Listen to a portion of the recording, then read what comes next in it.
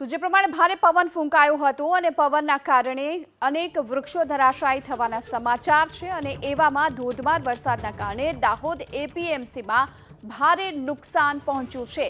એપીએમસીમાં ખુલ્લામાં પડેલી જણસ હાલ તો પલળી ગઈ છે। સાંજના સમયે ભારે પવન ફૂંકાયો અને વરસાદ વરસ્યો, જેના કારણે એપીએમસીમાં ભારે નુકસાન પણ પહોંચ્યું છે।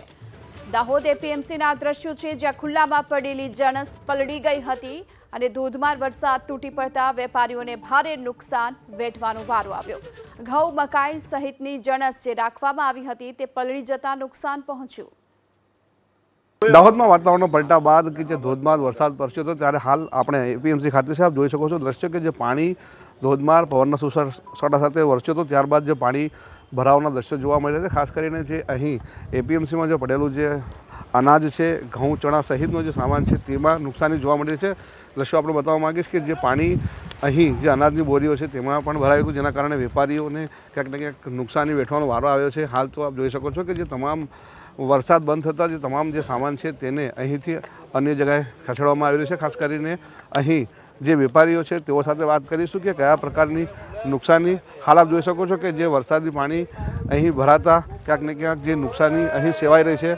હાલ જે પાણી ભરાયો હતો, જેથી કરીને જે વેપારીઓ છે તે ચિંતામાં છે। શું કહેશો હાલ જે વરસાદ આજ રોજ અનાજ માર્કેટમાં, જો કે હમણાં આ સમયે અનાજની ભરપૂર આવક ચાલુ છે અને એ અરસામાં આજે આ વરસાદ થતાં અનાજ માર્કેટમાં ખૂબ જ મોટી સંખ્યામાં અનાજને નુકસાન થયું છે।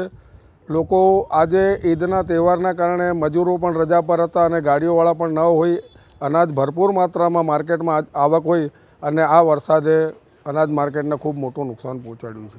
કહી શકાય કે ખૂબ મોટું નુકસાન જોવા મળ્યું છે। શું નુકસાન થયું હોય એમાં?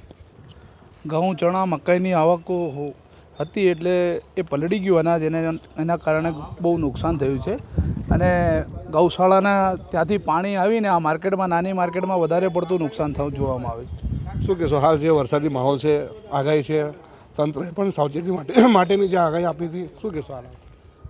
એકચ્યુઅલીમાં આગાહી 12/4/2024ની હતી, પણ કમોસમી વરસાદ આજરોજ આવી ગયો અને હવે કેવું છે કે અચાનક વરસાદ આવી જવાના કારણે કોઈ પણ વ્યક્તિના હાથમાં વસ્તુ હોતી નથી। અધિકારી હોય કે ગમે તે હોય, એનું કાર્ય જો એને સમય પર ખબર પડે તો એ કરી શકે।